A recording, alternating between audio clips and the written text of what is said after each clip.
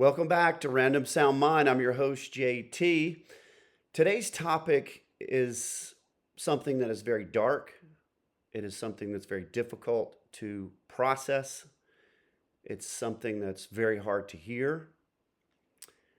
And that topic is about the child trafficking, which has been coordinated, which has been orchestrated, which has been promoted, which has been facilitated by the cartels, but also other organizations, including, I would say, our own government.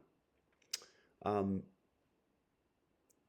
this was a very difficult one. It actually took me a couple of days to kind of just, after researching it, to take a breath before filming this episode.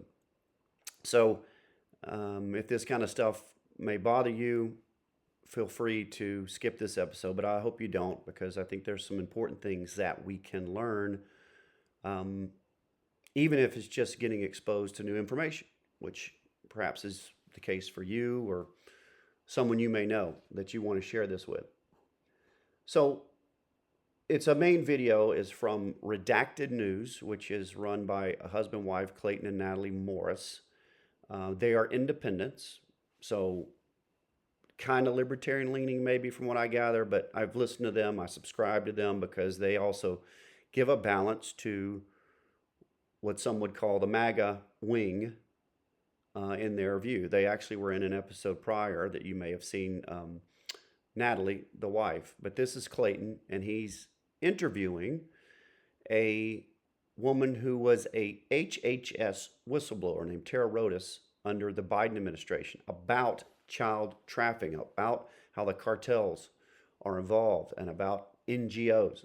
So I'm going to play clips. I'm going to comment on those. While the United States government was pipelining billions of dollars to organizations like Catholic Charities, for example, billions of dollars to house, feed, give medical care to. FEMA was giving these NGOs or money.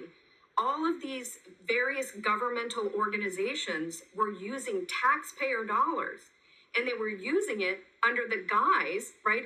Catholic Charities, they were using Highest, they were using Lutheran Services, Bethany Christian Services, all of these supposed humanitarian sounding organizations became a government pipeline and a white glove delivery service of bad actors into the United States and then vulnerable children into their hands for abuse. And it's really unthinkable. Despicable. I think the taxpayer has not yet realized what was done with their money and the abuse that has occurred to immigrants as a result of the failed open border policies. You heard it right there. Taxpayer dollars going through FEMA or their organizations, the NGOs who are transporting and trafficking kids. Got it? Okay. Are you hopeful? So, I'm a hopeful person, but you've been in the midst of this. Are you hopeful that this new task force is going to upend the apple cart? Because yesterday, Kristi Noem specifically said in the White House, she said, because, we're doing this in Memphis, we're going to start to go into this network, and we're going to start to find all of the tendrils that are connected to the other pieces and start to rip it apart. Do you think that that's going to happen? Well, what I can say is this is a great start. It is a great start. If she's hopeful, knowing her background and her expertise in this matter, then there's reason for me to hope, and hopefully you, if you care about this issue. We ever have any hope of dismantling these trafficking networks? This is something that both Aaron Stevenson and I have been saying for years now, that we need to elevate child trafficking and make sure that it is a terrorist activity so that we can go after them. We can go after their money. See, this is what they really care about. And we Exactly. Go after the money, including the sponsors, including the NGOs, for trafficking. Isn't that the truest thing in life? I mean, do we not all know this? That most people are so motivated by money and the desire of it and the craving of it and the longing to accumulate wealth or money. I mean, that's why it's in the Bible. The root of all evil, the desire for money is the root of all evil. Now, I think that's a little bit hyperbolic for some people don't do certain evil things that have nothing to do with monetary gain, but especially in politics, follow the money. And if it's something bad, cut it off, which is what Doge was all about. Anyway, I digress. If you're trying to stop the drug trade, of course you want to recover the drugs, right? We're starting Right. to recover the children. But what you really want to do is target the drug trafficker. Yep. And this is where we need to go. We need to target the trafficking networks. And this is simple, Clayton. This is simple. This is called going after every single sponsor. We can simply put the sponsors on the watch list. Yep. We can use our intelligence apparatus to begin looking. Where are they? Where are they moving? What are they doing? Oh, they just purchased 12 flights. They went from Las Vegas to Chicago to LA to New York with 8 people. Interesting. Is this not the most common sense thing? You go after the money. She already said that. Now, what do you go after? The traffickers. With our intelligence apparatus, as you said, how easy would this be? That is so suspect. Oh, I'm with Catholic Charities. I'm with Lutheran. I'm with Bethany House, whatever. And I'm taking 10 kids to Vegas from Los Angeles. Then I'm picking up others, and they're going from Vegas to Houston.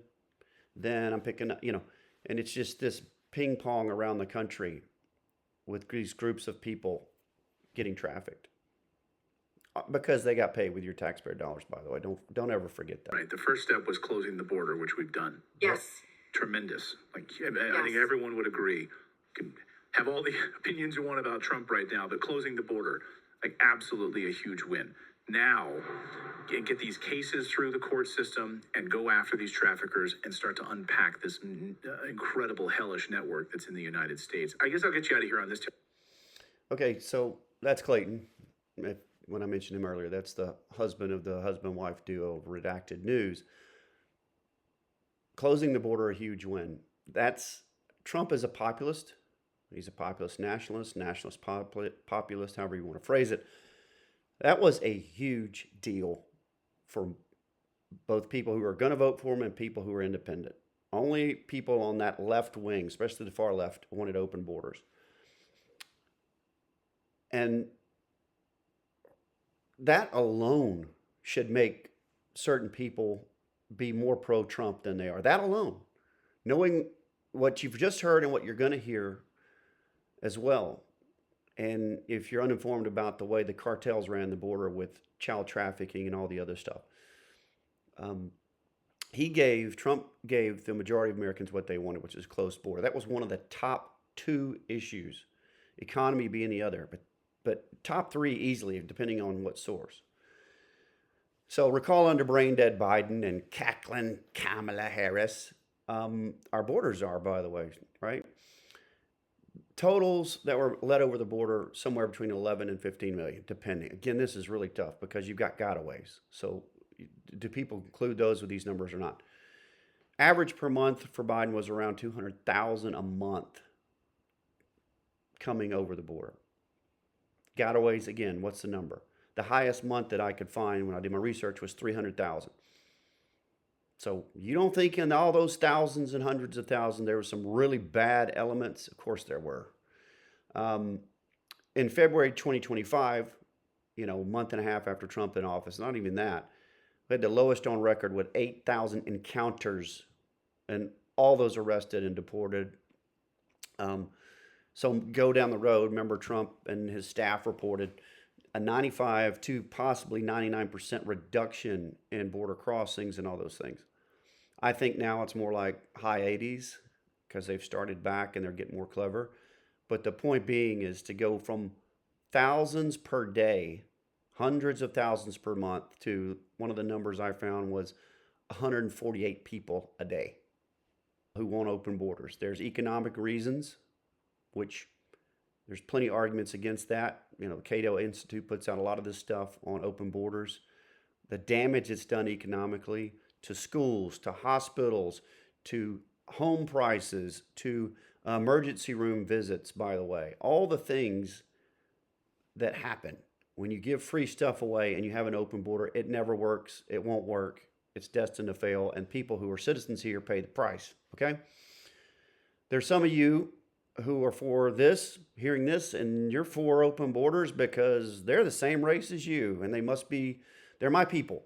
What a narrow minded view that is. And in fact, I can make the argument it's racist. You're so pro your race that you're willing to let all these bad things happen simply because. When in fact, the people who were hurt the most were of the same race in all this child trafficking and all this forced labor, all the brutal things that were done by coyotes and the cartel surrogates. And in all of that, the main thing that I take away from this discussion is that our border under Biden Harris was being run by wolves. And that's a term law enforcement uses. That's a term that has been bandied about. These are the worst of the worst. These are people who want to do bad things to you if you don't pay, and even if you do. I don't know if you know this, and this is from Steven Crowder and some other people. There are around 50 million people in slavery today. Today, highest number on record, some people say. Think about all the people in slavery, thanks to the cartels, thanks to the NGOs, thanks to your weak government, prior administration, letting this happen. Letting wolves run the border. And for what? And for what? Is there any economic argument you can make that make sense? How about racial arguments? How about you can't stand Trump arguments? How about we're a better society, we're more diverse? Really? Nothing excuses what's going on with the slavery. It's a shocking number, 50 million. Who's the one man and his team, his administration stood against this? Not just open borders, but the wolves running the borders. And that's it. Let's shut down this horrible, it's a business of these people. Billions and billions.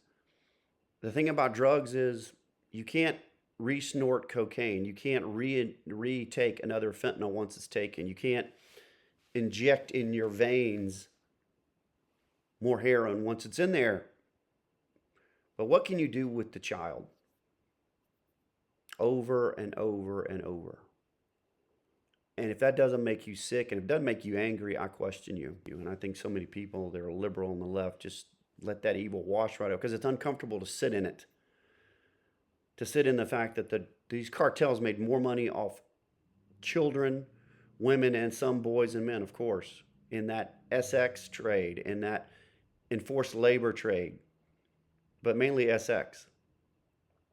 Just over and over.